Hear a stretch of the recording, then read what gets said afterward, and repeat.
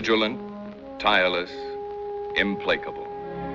The most silent service of the United States in peace or war is the Federal Bureau of Investigation. The Bureau went to war with Germany long before hostilities began. No word or picture could then make public the crucial war service of the FBI. But now it can be told. In 1939, with thousands of known and suspected enemy agents invading the Americas, the FBI started building up its force of special agents and employees from 2,000 to a war peak of 15,000. Before being sent into the field, each new agent had to learn all the modern techniques of crime detection, such as the use of a specially treated X-ray mirror, through which an FBI man can see without being seen. The Federal Bureau of Investigation had to be the world's most efficient intelligence and counter-espionage service. For war is thought, and thought is information. And he who knows most strikes hardest.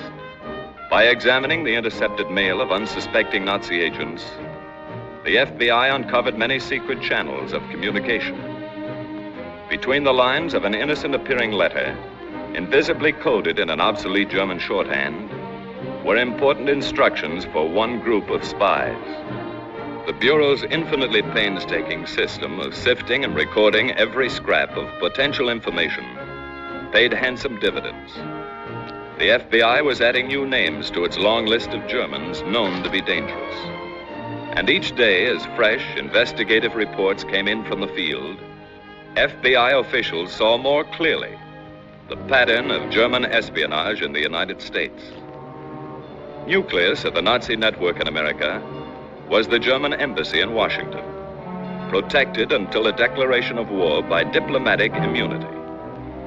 Long before December 7th, 1941, from a vantage point nearby, G-men photographed the actions of hundreds of suspects. These are the actual films taken by the FBI. They gave Director Hoover and his men a daily record and description of all embassy visitors.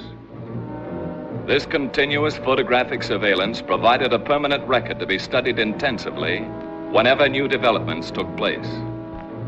The Bureau soon discovered that the embassy was being used to disperse money for subversive activity in the United States. The Bureau also knew that the embassy had a shortwave radio and was in direct communication with Germany.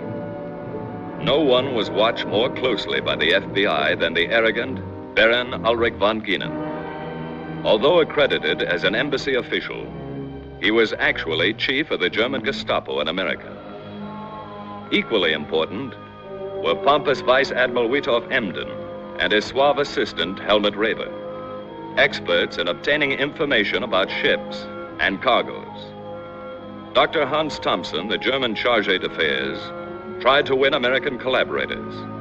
So did his associate, General Karl Bottisch. Parading before hidden FBI cameras were the embassy secretaries. These girls spent evenings in the company of American servicemen. They were having fun, but they were also diligently accumulating information for Germany.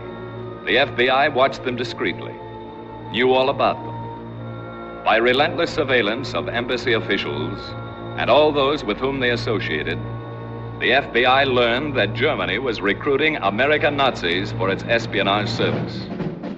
In 1939, Nazi fronts like Fritz Kuhn and his German-American Bund were flourishing. The Germans said they were only social gatherings, but the FBI knew that these societies were part of a well-laid German plan to build up a fifth column in the United States. In 1939, on the campus of a Midwestern university, not far from Columbus, Ohio, there was a brilliant young student. Born of German-American parents who were proud of his college record, he was preparing to become a diesel engineer. His name was William Dietrich. Just before graduation, Dietrich was approached by German representatives who offered him a free trip to Germany and a well-paying job on arrival. Dietrich reported the incident to the FBI. When the meaning of the German invitation was explained to him, Dietrich offered his services to the Bureau. With money generously supplied by the Germans, Dietrich bought passage at the German Tourist Bureau in New York City. The Germans felt that Dietrich was an extremely valuable man. So did the FBI. 10 days later, Dietrich was 3,500 miles from New York, in Germany's great port city of Hamburg. On the Klopstockstrasse was a second-rate hotel, the Pension Klopstock, which housed the German High Command's notorious school for spies. Here were trained hundreds of recruits for the Abwehr, Germany's super-secret espionage and sabotage service. Like Dietrich, many of his classmates had been recruited in the United States, and back to the United States they would go when they were properly equipped.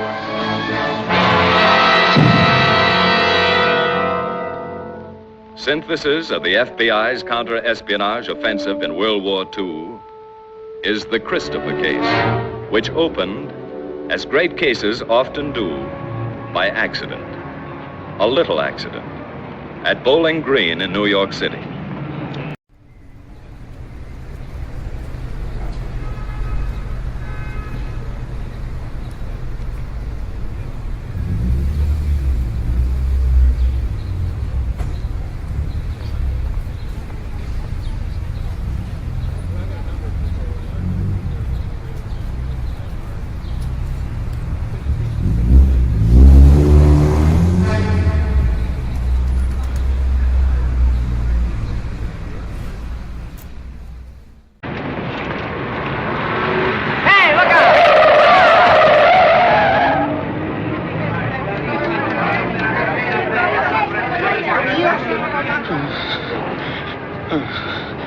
Kristoffer.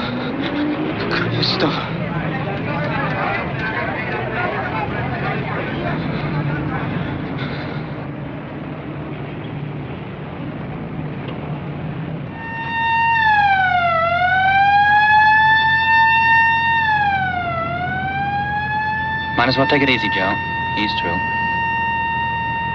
Somewhere in the dark web of war was Kristoffer, the dead man's companion, the man who had retrieved his friend's briefcase and vanished.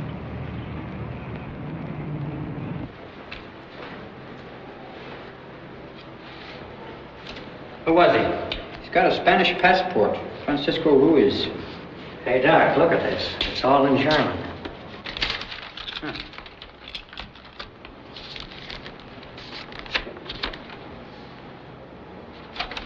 Stuff about ships, I think. And here. Brandkerngeschoss. That means incendiary bullet. Weight, 148 grains. Load, 46 grains. DuPont, 1127 powder. Can you read Spanish, too? Something funny about this. We better get his fingerprints and turn them over to the FBI. Fingerprint.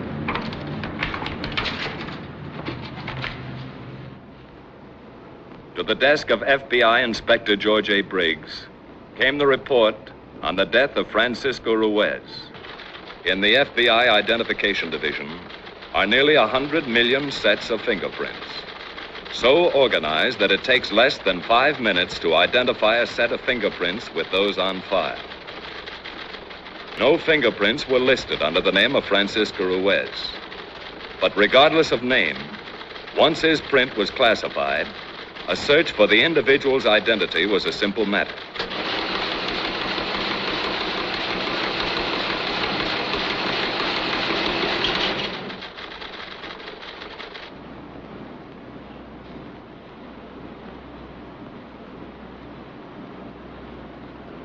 There's something coming now. Yeah. It's in cipher. This stuff is fugitive. We better get a shot of it before it dissolves.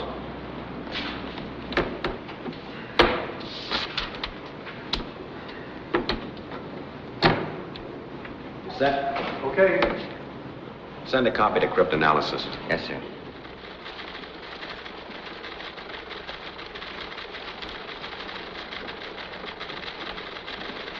this what you're looking for? We'll see. Oh, it certainly is. Thanks a lot, Quinn.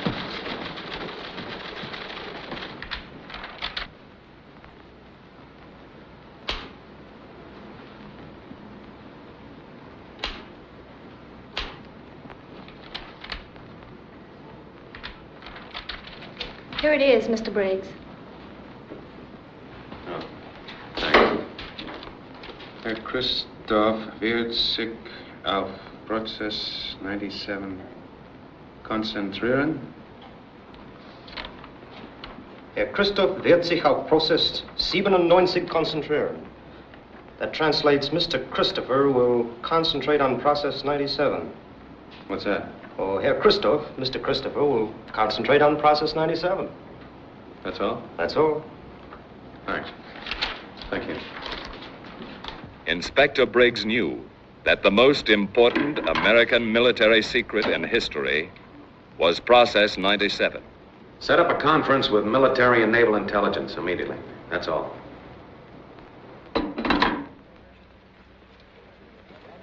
In several remote places, under strict military protection, American scientists were developing Process 97, the secret ingredient of the atomic bomb. An explosive derived from the metal uranium, so powerful and devastating that one relatively small bomb gave promise of having the destructive power of 20,000 tons of TNT.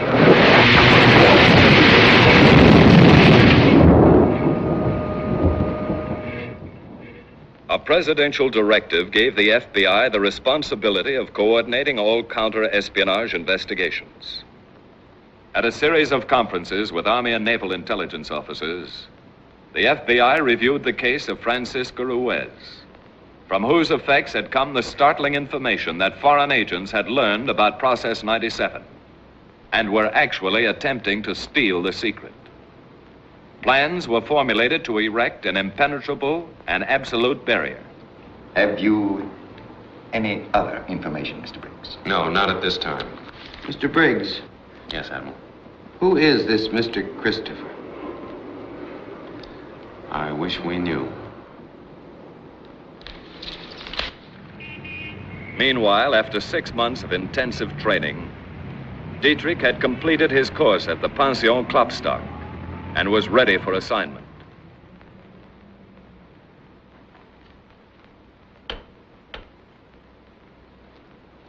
For your first needs, $50,000. You will make 3 contacts only. Elsa Gephardt, Colonel Hammerson, and Adolf Klein. You will keep them in funds. Yes, sir. When you reach New York, go directly to Elsa Gephardt on East 92nd Street. You will establish contact with Hammerson and Klein through her. Yes, sir. These are your credentials. They're on microfilm.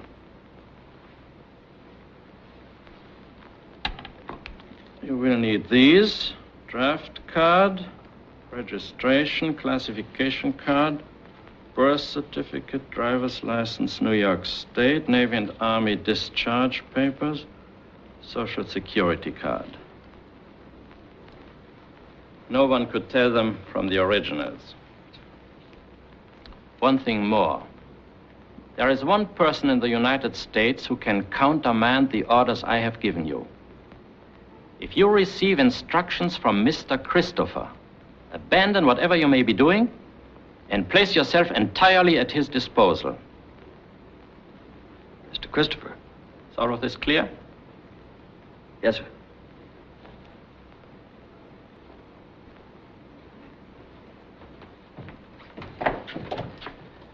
Bye, Colonel. Goodbye. Within a few days, Dietrich was in Lisbon, Portugal, communication center for international espionage. He went immediately to an address given him by the FBI.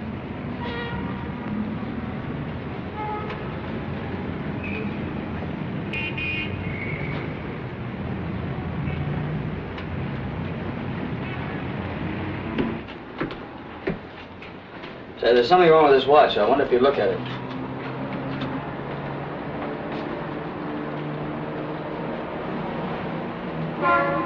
I'll have to examine it. Would you please?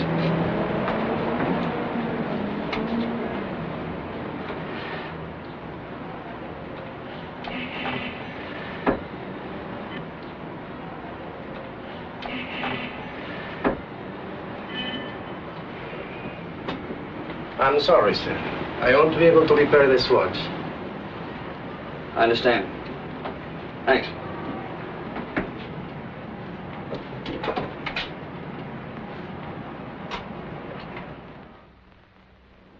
"32 hours later, a special courier coming by transatlantic clipper brought Dietrich's credentials to FBI headquarters in Washington.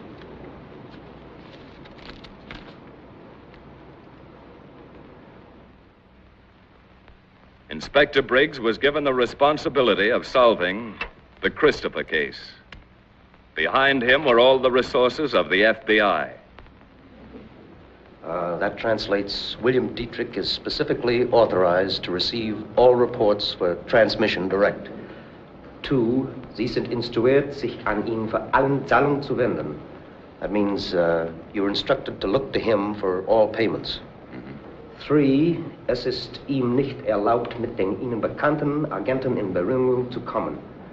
That'd mean he is forbidden to have any contact with agents known to you.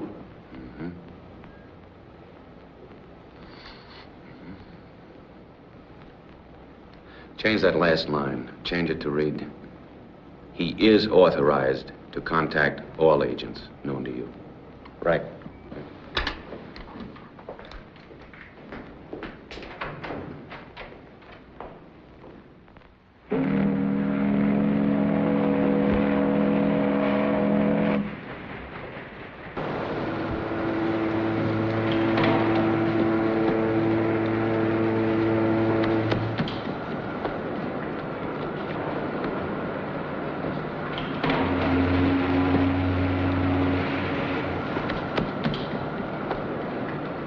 Is that a new watch? Yeah. Did it cost more than $100? Well, I don't remember exactly. You mind if I take a look at it? Certainly. There you are.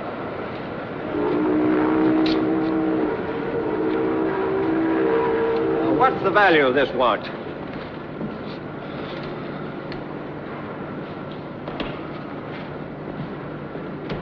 Oh, it's about $90. Thank you. Here's your watch. Oh, thanks.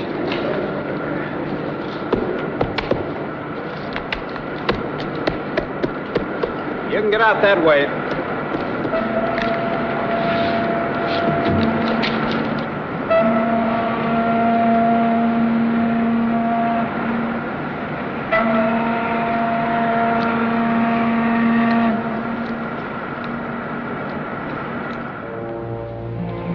Just off Madison Avenue in uptown New York, there was a 5-story dwelling. This was soon to become known among all FBI men as the house on 92nd Street.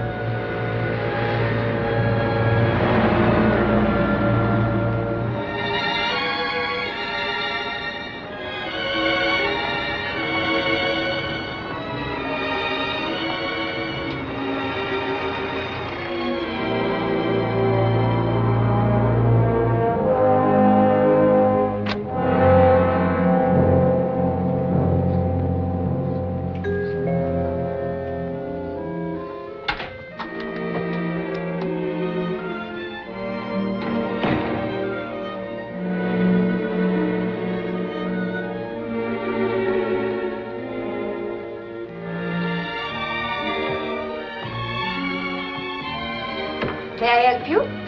Miss Elsa Gebhardt? Yes. I'm Bill Dietrich. I have a message for you from Felix. How is Felix? You mean Felix Brown of Miami, of course. I mean Felix Strassen of Hamburg. He asked me to pay his respects.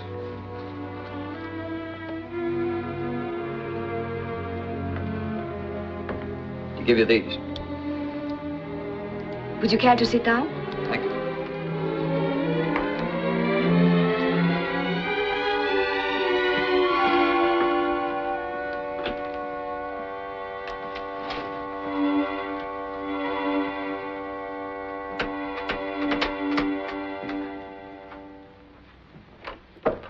The new one has arrived, Bill Dietrich.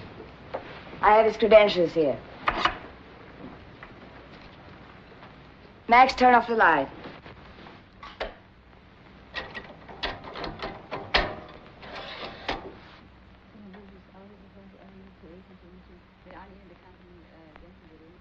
He's authorized to contact all agents known to you?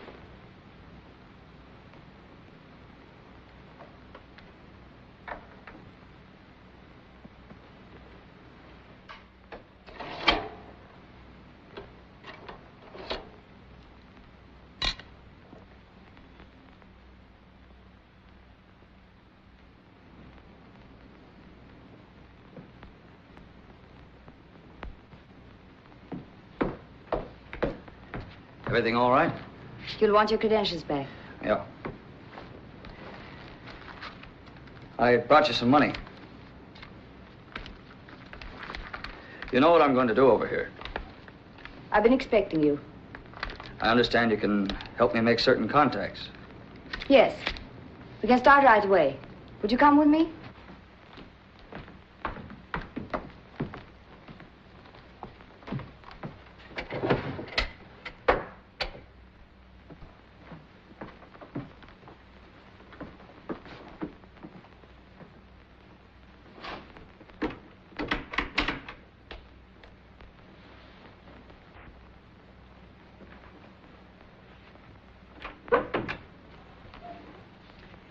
This is Bill Dietrich.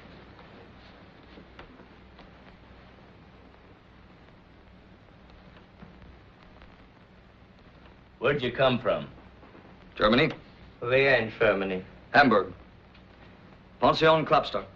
Klopstockstrasse. Who gave you instructions to come to America? Colonel Strassen? How did you get here? I came by freighter. From Hamburg? No, from Lisbon, Portugal. When did you leave Lisbon? 3 weeks ago. How long did you stay there? 2 days. I had to wait for the freighter. You stayed undercover? Yeah, at the Grand Hotel. Whom did you contact in Lisbon? No one. You're sure of that? I had strict orders not to contact anybody. When did you get here? I don't see why I have to answer all these questions. Didn't you show them my credentials? Yeah. We seen them. Maybe he doesn't want to tell us when he got here. Is that right, Mr. Dietrich? I have no authority You to... got off of the boat at 10:17 this morning. You left the pier at 10:50. You took a cab to the Martinique Hotel at 32nd and Broad. You checked in and stayed there until 12:30. Then you took a bus to 42nd Street in Times Square and walked to the Silver Dollar at 46th Street and had a cup of Java. Then you come here. Why didn't you come right here? Why did you go to a hotel? Well, I wanted to take a bath, and then I... Well, it looks like you know all about me. Yeah, we're gonna keep on knowing. Before you arrived, we worked in small groups, unknown to one another. I see. What's so special about you, Mr. Dietrich, that you are allowed to know all our agents? Those are the orders. It looks like we're all taking a chance on you, mister. Everybody takes a chance. Hamburg wants their agents to be in a position to send information direct, through me, in the event of emergencies. Who are these people? Max Coburg, Konrad Arnold. They used to be with the Eisender Wachtbund. Johanna Schmidt. She has special duties. Gestapo. I know about you from Hamburg. What do you know? Usual things. What's your job? We gotta get stuff through faster. Radio's best, so I'm going to set up a short-wave station. I'll need some help. What kind of help? Radio parts, mostly. It looks suspicious if I bought them all myself. What do you want? Well, I have a list here. I'll let you know where you can send them.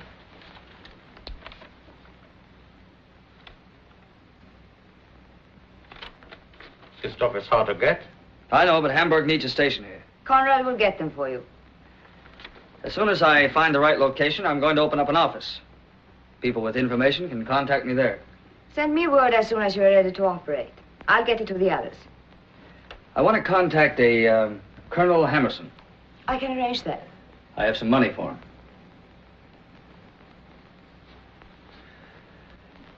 Well, I want to get started as quickly as possible. Certainly.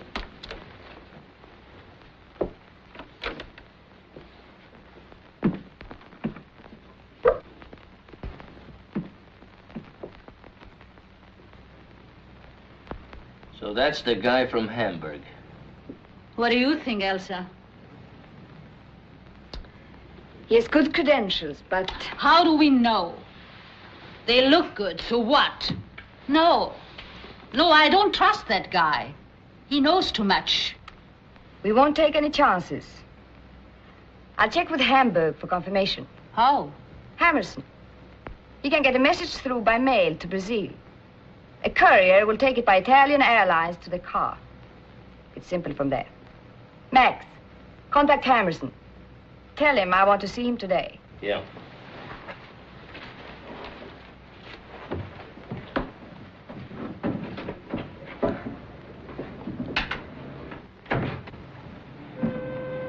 Following a prearranged plan for maintaining contact with Dietrich, Inspector Briggs set up a special office in New York City.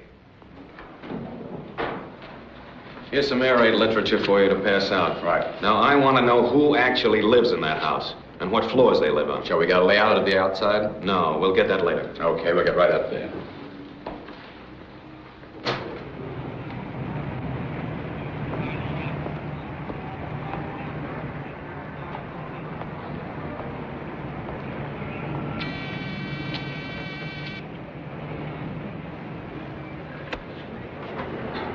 Good morning. Good morning. Is the superintendent in? No, he isn't. Can I help you? I'm his wife. This is in regard to air raid precautions. Air raid? We are at war? No, not yet, ma'am. We hope, of course, we won't be. But if war should come, all of us want to be ready. Yes, of course. We're making a survey of everyone living in this block. What is your name, please? Castle. Frida Castle. Would you let us know who's in the apartments here? Just Miss Gebhardt. She rents the whole house. She has a dress store. Miss Gebhardt, your husband, and yourself. That's right. Are you here most of the time? Yes. My husband is a pianist. He goes all over places. I see. Well, I guess that's all. Oh, here's some air raid literature if you'd like. Yes. Be particularly careful about lights. Yes, sir. Just off Columbus Circle in New York City, Bill Dietrich, posing as a consultant engineer, rented an office and established his place of business. The office looked legitimate. He was almost ready to receive callers.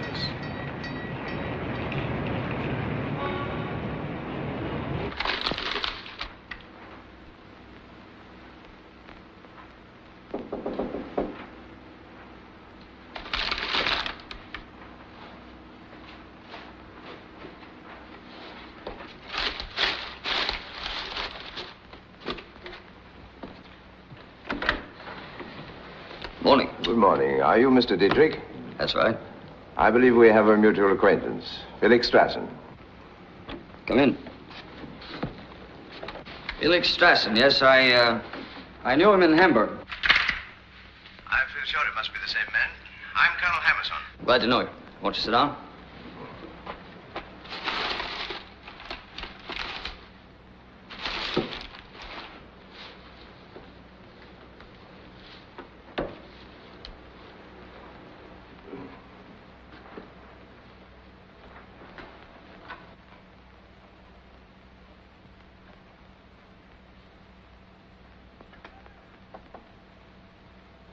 Looking for something, Colonel?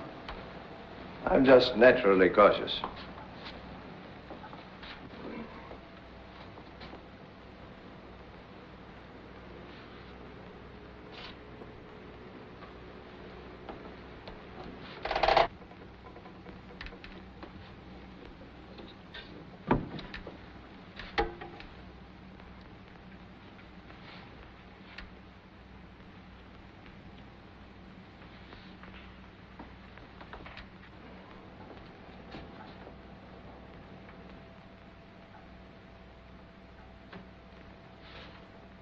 I just moved in. Things are a little bit upset. Yes, I see. I have something for you. It's microfilm. From Felix. It confirms you have funds for me. And you have something for Hamburg.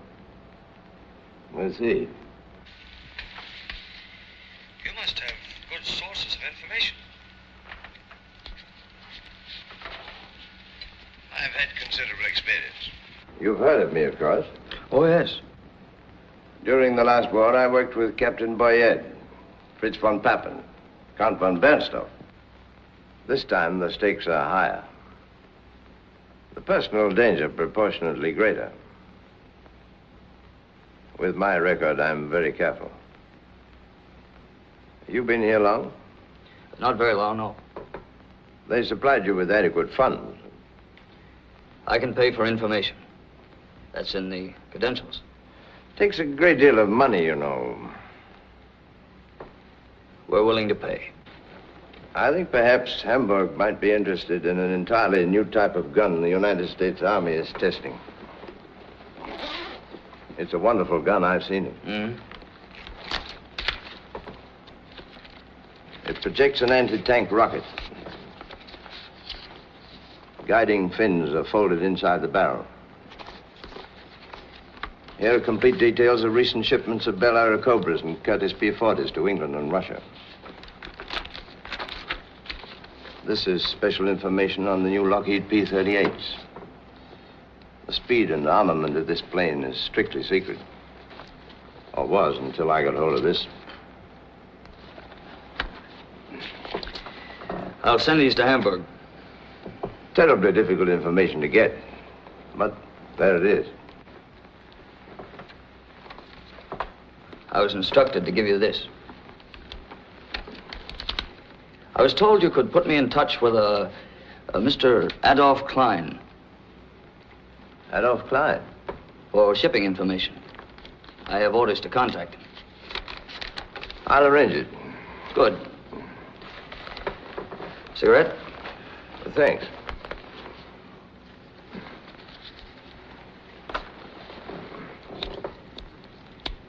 How can I get in touch with Christopher? Why? He's my boss. I've never even met him. He's my boss, too. Yeah? I haven't met him either. You'll take care of me on Klein. Oh, yes. Where'll I find him? I'll contact him and arrange a meeting. When will this be? I'll let you know.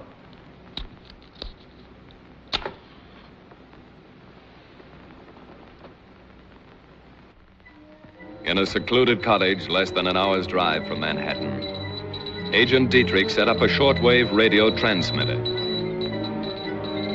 Hamburg complimented Dietrich on the speed and efficiency with which he got his reports through to Germany and their instructions back to the United States. They did not know that Dietrich's little shortwave radio had a limited range and that all his messages were beamed to a secret FBI long-range radio station not far away. From this point, the FBI relayed Dietrich's messages to Germany on the wavelength and schedule, and in the code that the Germans had given him. He, in turn, received all replies and instructions from Germany the same way, through the counter-espionage station of the FBI. But all messages in both directions were first teletyped to Washington for immediate examination.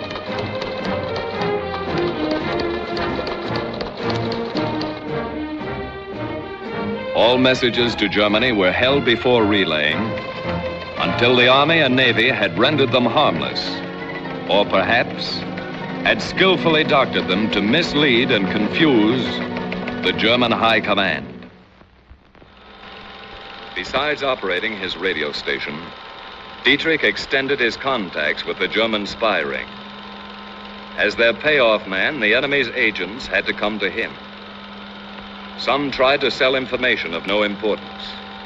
Others brought highly secret data. The FBI's hidden movie cameras and microphones recorded all Dietrich's visitors.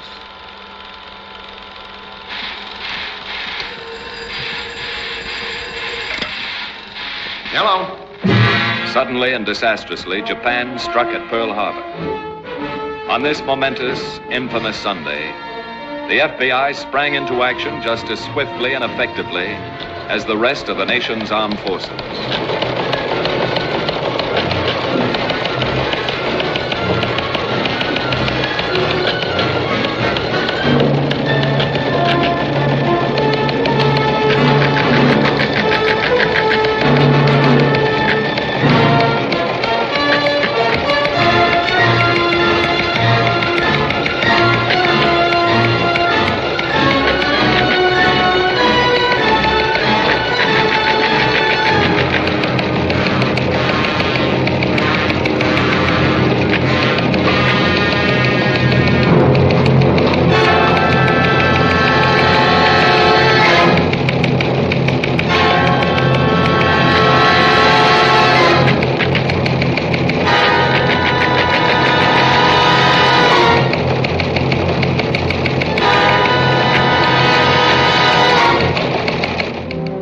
Within 24 hours, all known enemy agents and saboteurs were taken into custody, with a few purposeful exceptions.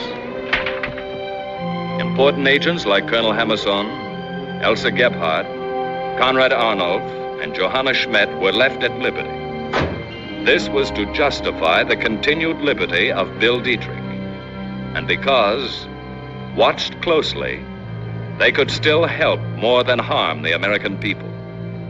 They still knew, or might know, things and people not yet known to the FBI, such as Adolf Klein and Mr. Kristoffer.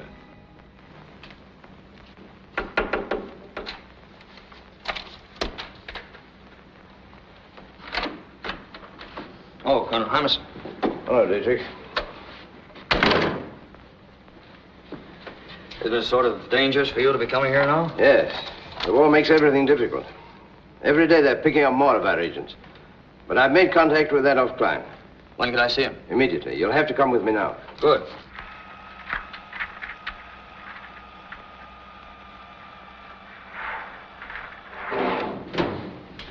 Where are we going? I'm not at liberty to say. Come on.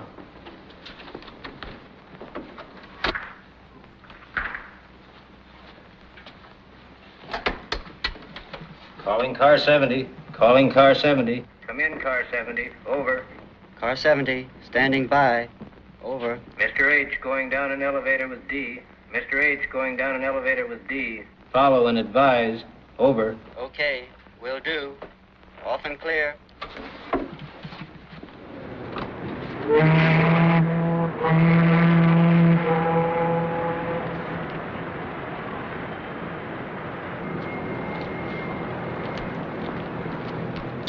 Here it is. How'll I know Klein? There'll be someone there to introduce you. Well, aren't you going in with me? No, I shan't see you again for a long time. We got to be very careful from now on. Good night. Good night.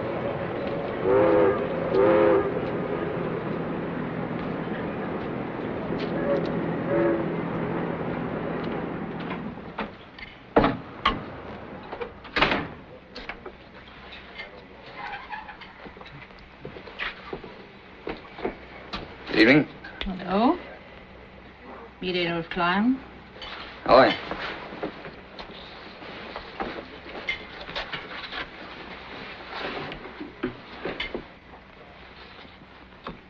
Glad to know you, Adolf Klein.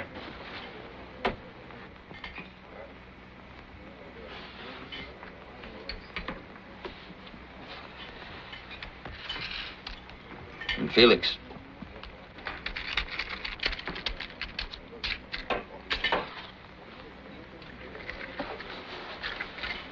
Is that all? Mm-hmm. Well, it takes money to operate. You talk. I'll pay.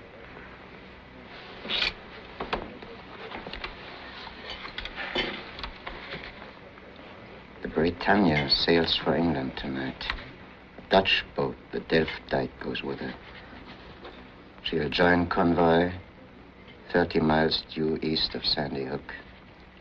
The Delft-Dijk carries a cargo of munitions and planes.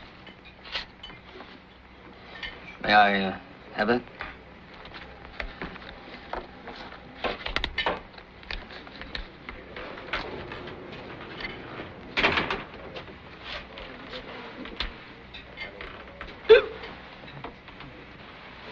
Who's that? It's Gus Hausman. He works for me. He's drunk. He is a good man for information when he isn't drinking.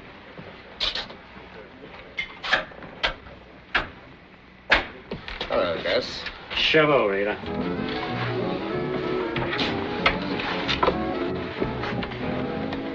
Who are these people? They're friends of mine.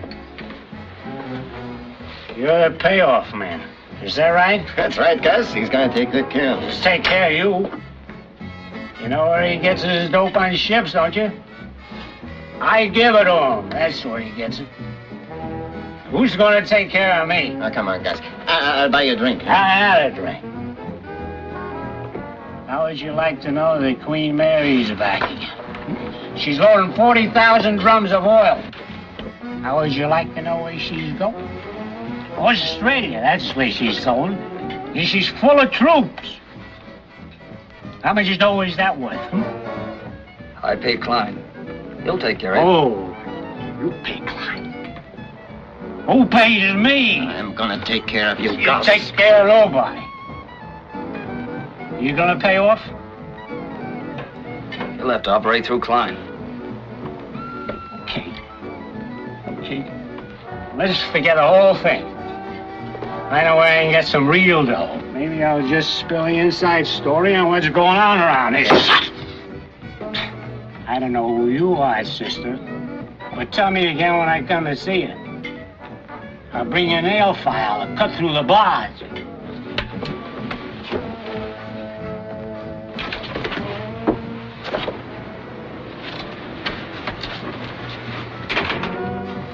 Look, she knows what she is doing.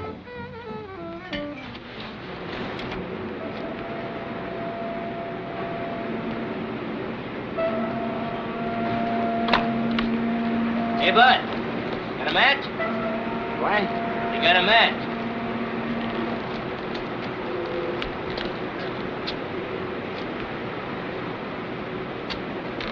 You want a light, huh? Yeah, Bud.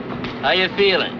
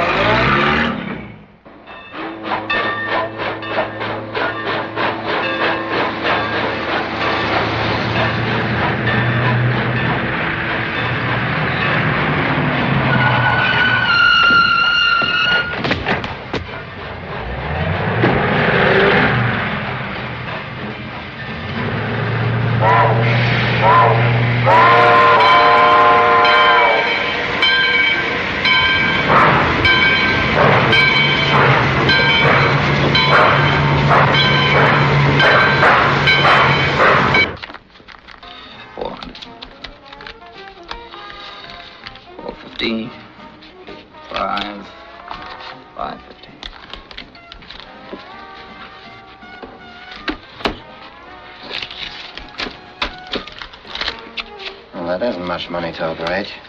I've got to pay a lot of people. You'll be paid well enough. You, seen Mr. Christopher lately? Hey, who are you? You were told about me?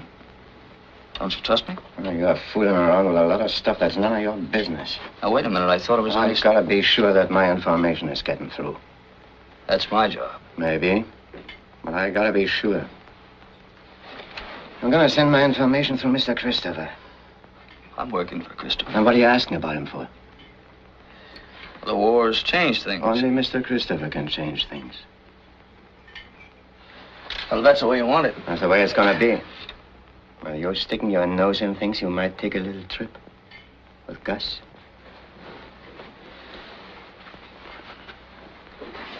Good night, Klein. I don't even know you.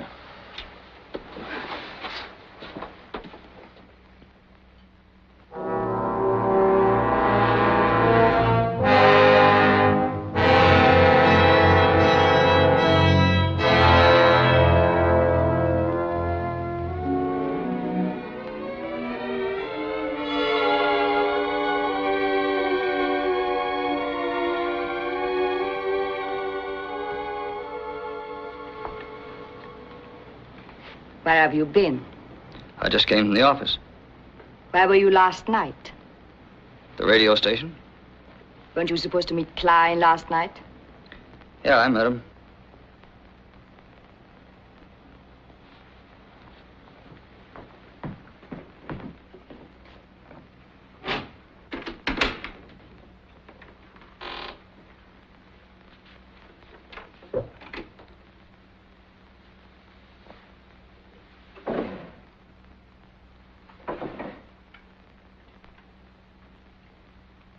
To get this to Hamburg just as fast as you can make the transmission.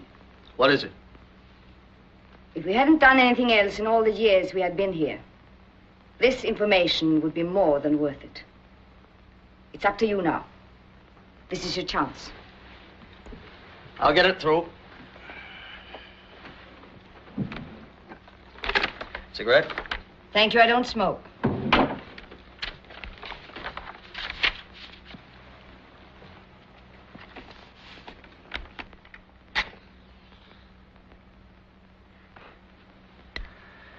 Could I see them? You'll have these papers back here tomorrow night.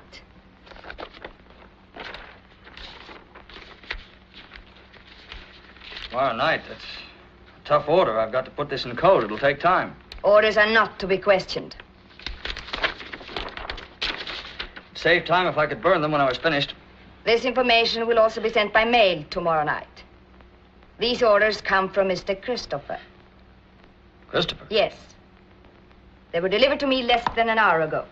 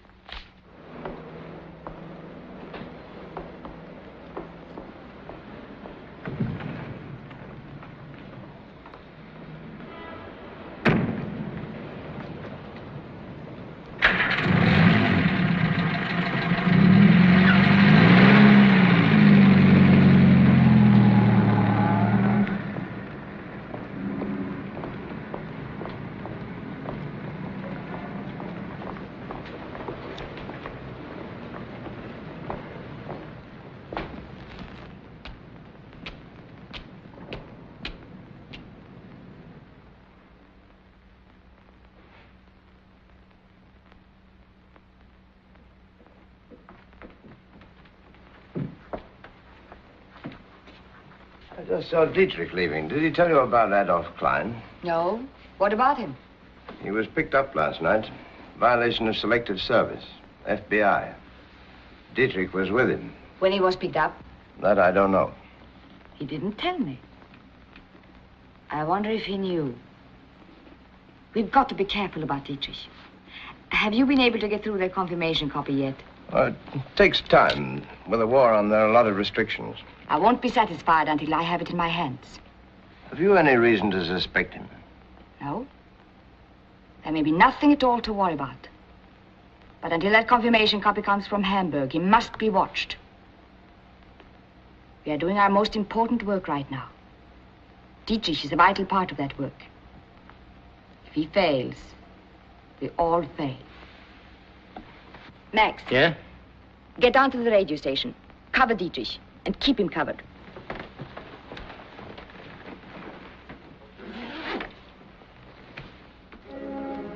Less than an hour after Dietrich received his instructions from Elsa Gebhardt, an important envelope reached Inspector Briggs. The envelope contained the data Elsa Gebhardt had given him, together with an important clue, the cigarette butt, stained with lipstick, which Dietrich had found on Elsa's desk. The contents of the envelope were so unusual that Inspector Briggs rushed to FBI headquarters in Washington. And presently, a distinguished physicist, sent for by Briggs, was flown to Washington. He was Dr. Arthur C. Appleton, 72-year-old chief of the Central Laboratory, where the final secret experiments on Process 97 were being conducted.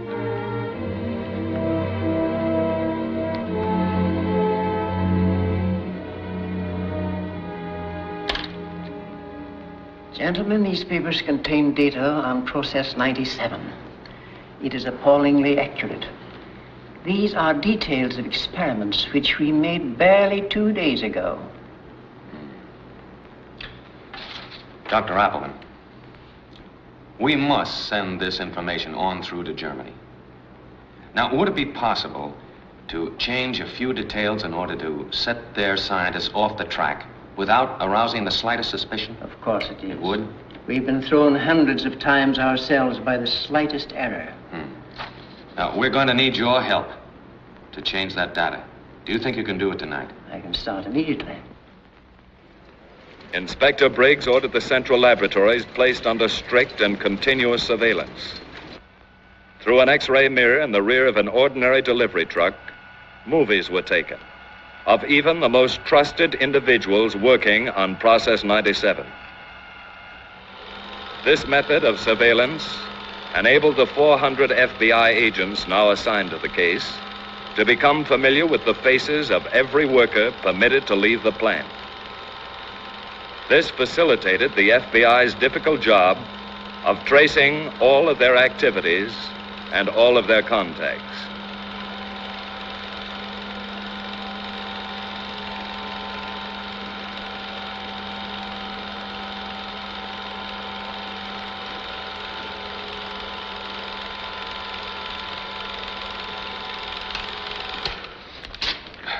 go up to my office. The cigarette which Dietrich was shrewd enough to take from Elsa Gebhardt's desk was examined by FBI technicians.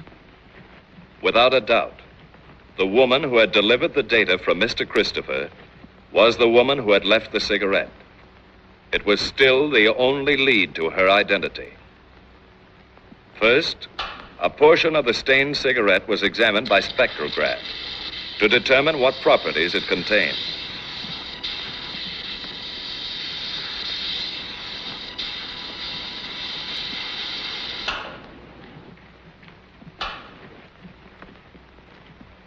The lipstick could then be identified by comparison with all known brands in the Bureau's files. That's fine. Send it along as soon as you can. Here's the lab report on the lipstick.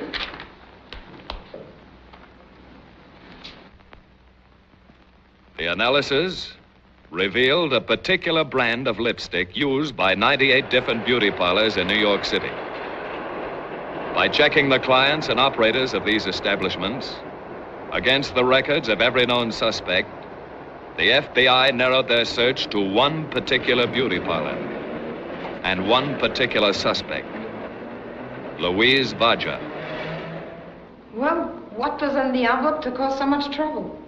Don't you know? I understood. Family messages from people in Germany to be smuggled underground. I saw no harm in it. Perfectly innocent messages. That's all. Now, let's stop this little game and get down to real honest facts. I've told you the facts. We know a great deal about you, Miss Vajja. You once worked on a North German Lloyd liner. You were a hairdresser. You used to bring across letters from Germany and mail them when you got ashore. I never knew what was in them. They were letters of instructions to German agents in this country, and you were working as a courier for the German Secret Service. Right now, you're what we call a sleeper agent. You were planted here a long time ago by the Nazis. You lived a normal, inconspicuous life for years, making friends, earning a living, just waiting until you got a call for the one particular job. And they saved you for a big one. But you made one mistake. You took the trouble of becoming an American citizen. And that, Miss Vajja, makes you a traitor. I've done nothing since the war began. Nothing, I swear it. All right, now let's get back to this envelope. Where did you take it? I was told to take it to a house on 92nd Street. And who told you to take it there? I don't know. Could it have been a name like Mr. Christopher? I don't know that name. Are you sure? Yes, I know the name, but I don't know who he is. I've never seen him. Have you ever delivered messages any other place? Just the house and to a bookstore. Bookstore? If something goes wrong, I deliver the messages there. What bookstore? It's on 59th Street. I think the name is Lang. Aren't you sure? Yes, it's Lang's bookstore. You have a friend who's a scientist. He's engaged in very important war work. What is his name? I have no friend. Yes, you have, because he visits you at your home.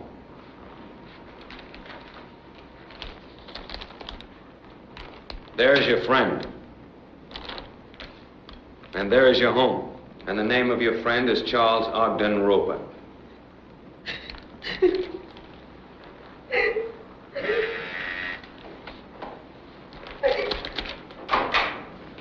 You keep this young lady in custody.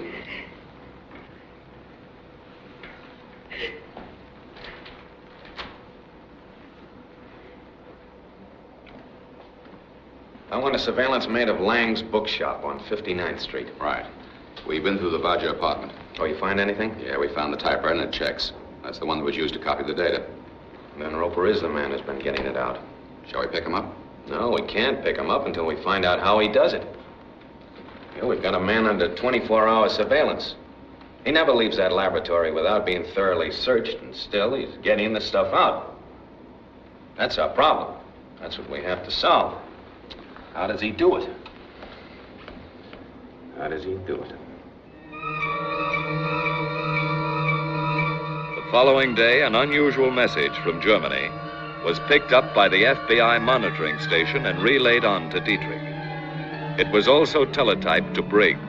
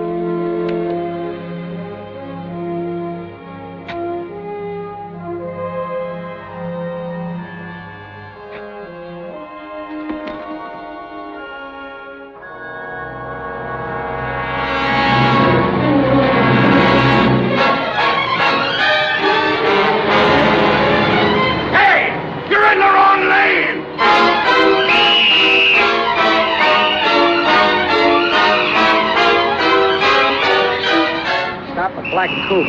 516 New York. Last 3 numbers. One man driving.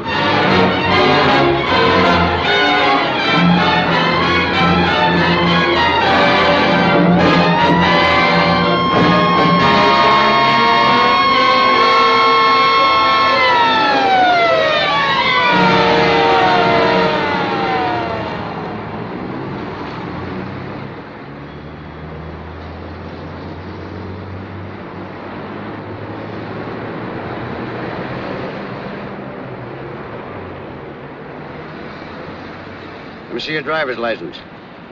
I haven't got it with me. Well, let's see your registration card. I haven't got that either. Okay, buddy, you better come down to Station House with me. We want to check up on you. Have you anything to say? I prefer not to say anything till I talk to my lawyer. All right. What's your lawyer's name and telephone number? Rector 23515. Ask for Mr. Briggs. You received that message from Hamburg today? That's right. Have you done anything about it? Well, not yet, Mr. Briggs. I was about to contact you for advice when the message came to meet you. Oh. We think that this may be the lead that we've been looking for.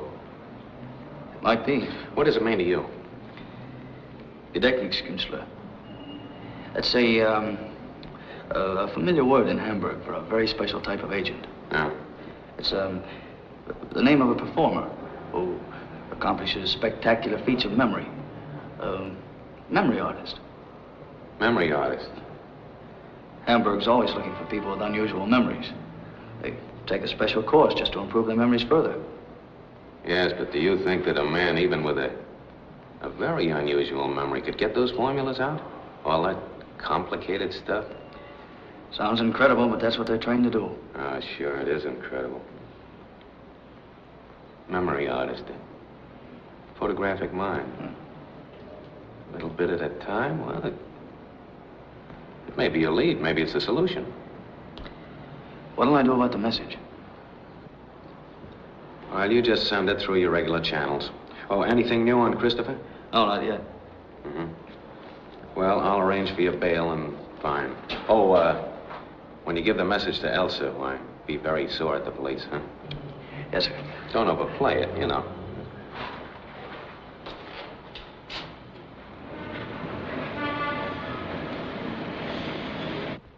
The FBI had to know every detail of Charles Ogden Roper's life. Yeah, I remember that crazy act, but I can't remember the name. Never could remember names. Does this sound like it? Has performed in clubs, Sunday school entertainments, banquets, special parties. Demonstrates amazing feats of memory. Oh, don't pay any attention to that. They always write their own. Performs amazing feats of memory. What kind of feats? What's the angle? Well, you see, people call for things from the audience, you know. They want to hear stuff out of highbrow books. You know, this guy can keep 14 games of chess going at the same time. Chess? Boy, there is a lousy game. But 14 games going at the same time would take a remarkable memory. Sure it does, but it ain't box office. I'll take this along. You'll get it back. Don't worry, brother. That act is out of date.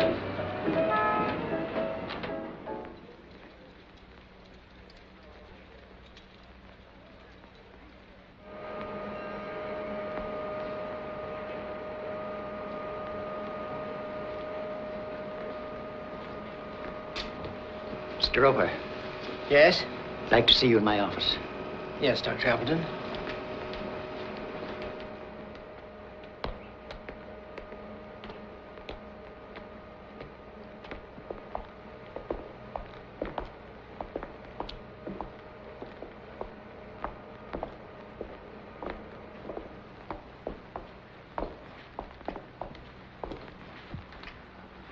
This is Mr. Briggs of the FBI. Mr. Roper, my credentials. Sit down, won't you? Do you recognize those? Those are photostats of Process 97. They were stolen from here. I understand that you're one of the workers allowed to leave the Institute. A few evenings each week, yes. And you always spend those evenings with a friend in town. We play chess. Chess? I never go anywhere else. She's an old friend of mine. I've known her a long time. How long? About 3 years. Shortly after we intercepted this data, $5,000 was paid into your bank account. That money was from securities I'd sold. Doctor, what do you want to know? This gentleman thinks that you memorized parts of that formula before you left here. And when you got to your friend's house, you set them down. We know all about you, Roper. We've traced you back to the day you were born. We even know the approximate date that you're scheduled to die. You might be interested in this. That's an intercepted message direct from Germany. It'll save a lot of trouble all around if you'll cooperate with us.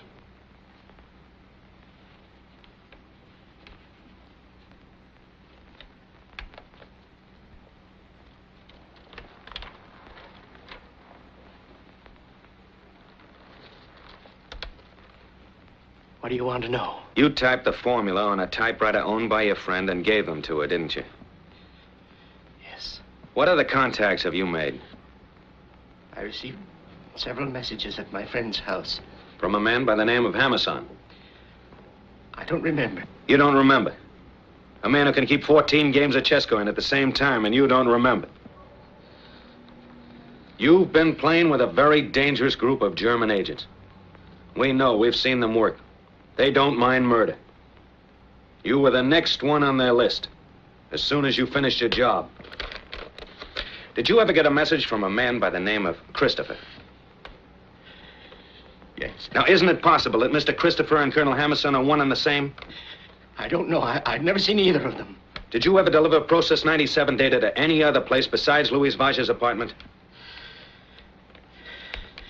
Yes, after she was arrested, I received instructions to take the data to another address. I made my last delivery this morning. And where was that? Lang's bookshop on 59th Street. I put the material in a book. What book? Spencer's First Principles. And what was it you delivered? What was it, Roper? I gave them the latest data on our final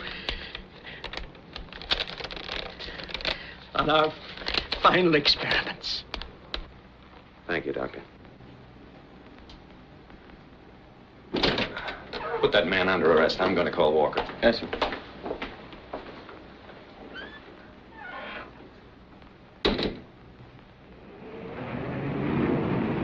For some time, Lang's bookshop on busy 59th Street was under constant surveillance. Every person who entered or left the store was being photographed by FBI agents from an office directly across the street.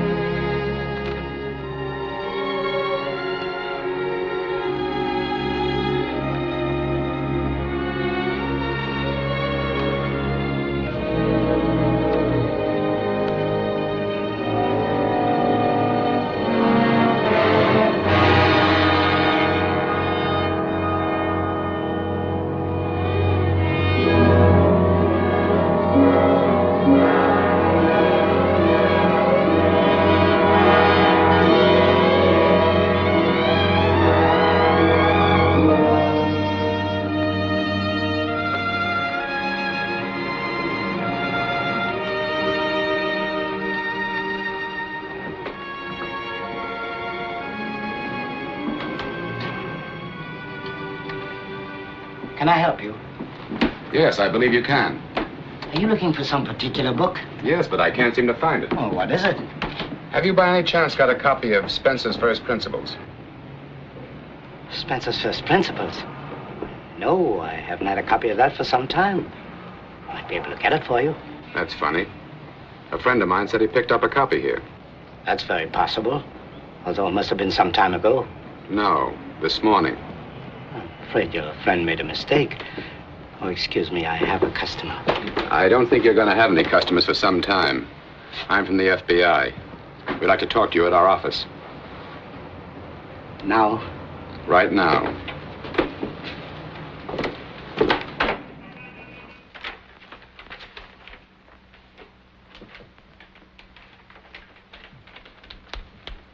Johanna, we've got to get this through today. Where's Bill? At his radio station. Now, you and Conrad take this out there. Stay there while he puts it into code. Make sure that he sends it, because everything depends on you getting that through. He'll send it. Then bring it back here. Has the confirmation copy on Bill come yet? No. We expect it any time now. The clipper's been delayed. Do you think we ought to take this chance on him? There's nothing else we can do. He's still our fastest channel to Hamburg. We've got to take a chance. Okay, let's go.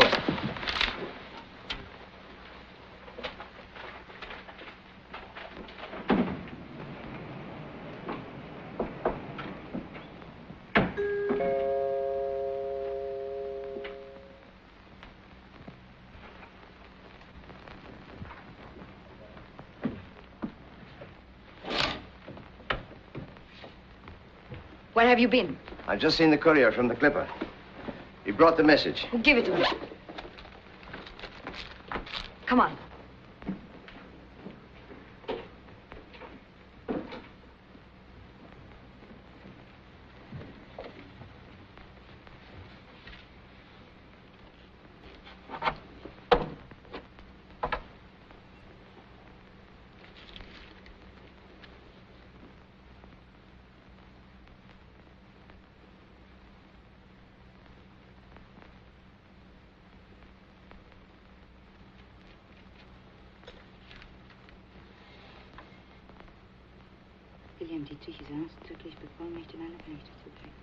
Es ist ihm nicht erlaubt, mit den Ihnen bekannten Agenten in Berührung zu kommen.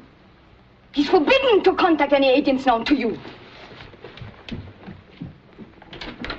Matt!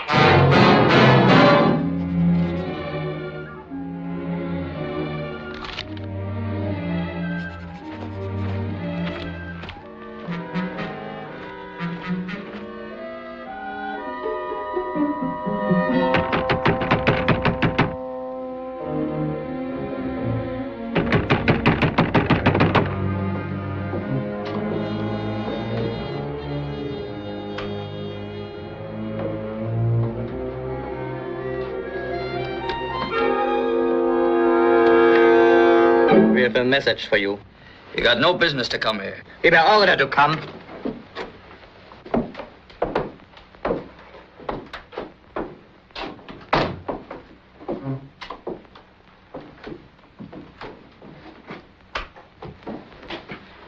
This kind of thing's dangerous. We weren't followed. This is from Elsa.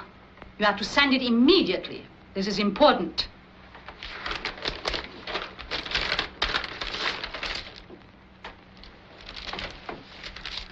I have to put this in code. That takes time. Do it right away. Wait a minute. Did you say you can reach Hamburg with this? That's what he said? You are crazy.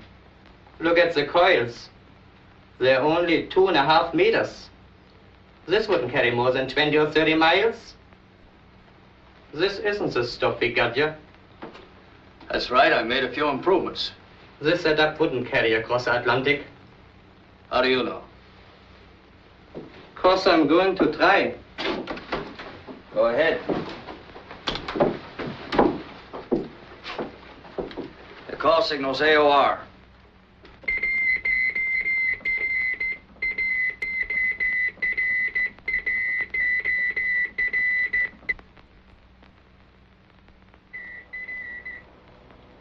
That's not Bill sending. I know his fist. Better answer it.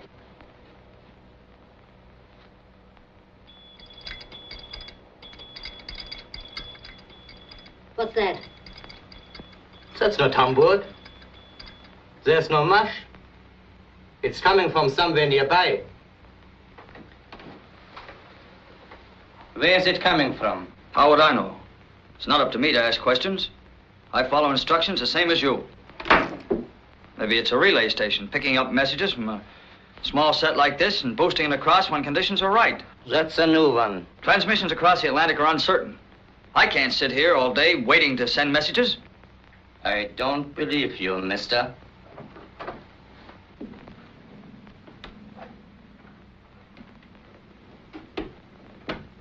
Elsa wants to see you.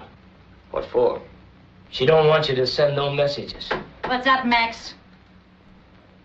Got a message from Hamburg. Him. Yeah. Elsa wants to see him. Get going.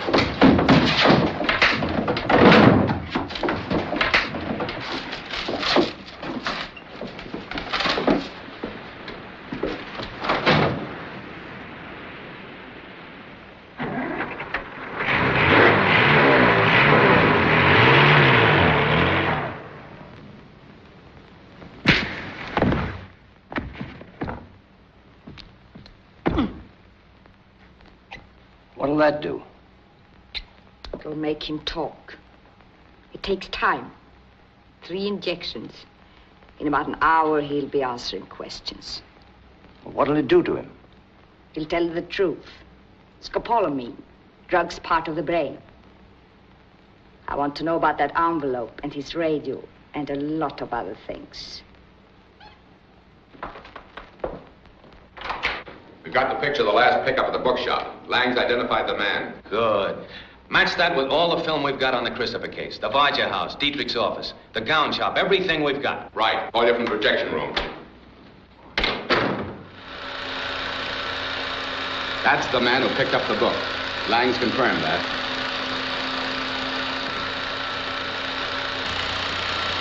And that's the match.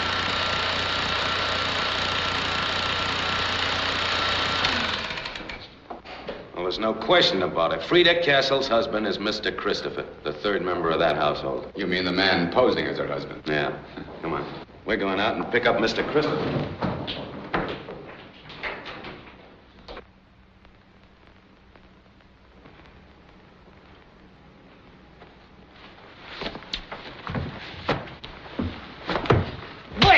Wake up and talk.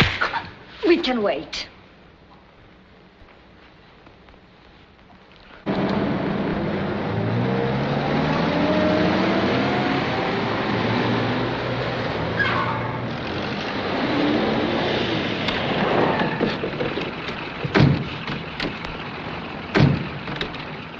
You're not going anyplace. Come on.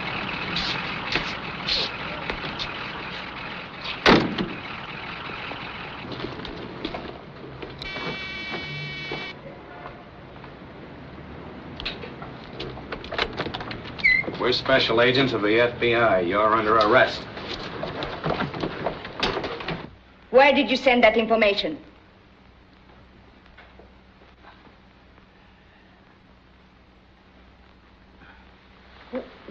Give him another shot. That won't do any good. Well, he's no good to us as he is.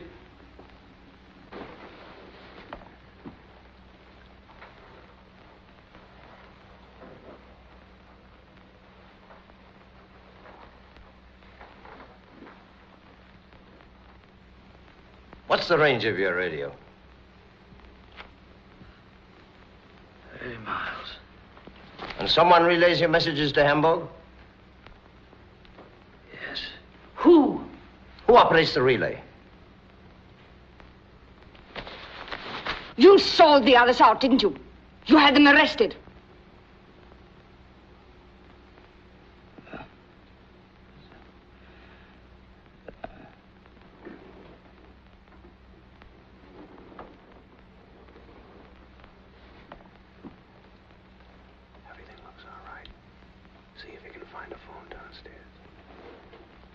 If he doesn't tell us what we want to know, shoot him. Look, let's not lose our heads.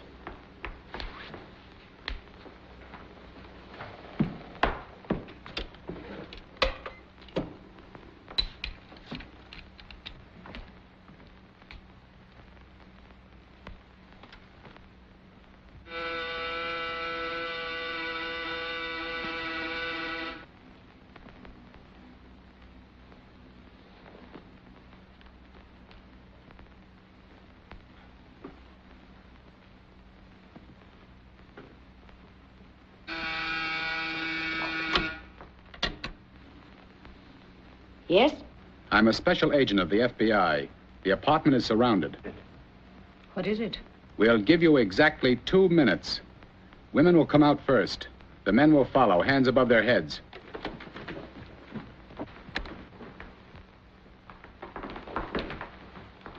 It's the FBI.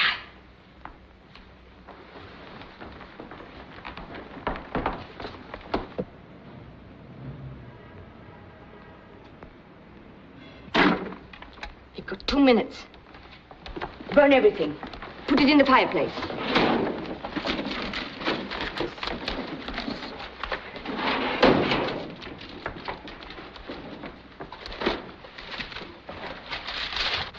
Joanna, give me the papers on Process 97.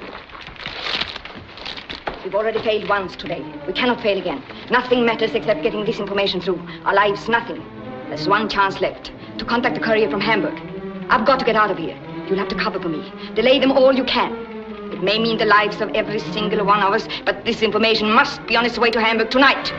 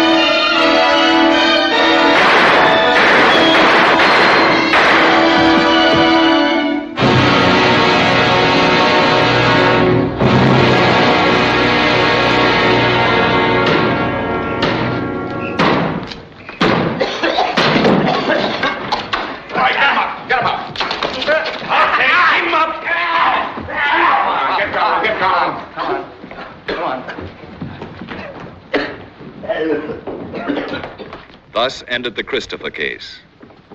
Elsa Gebhardt, alias Mr. Kristoffer, was no more successful than other foreign espionage agents.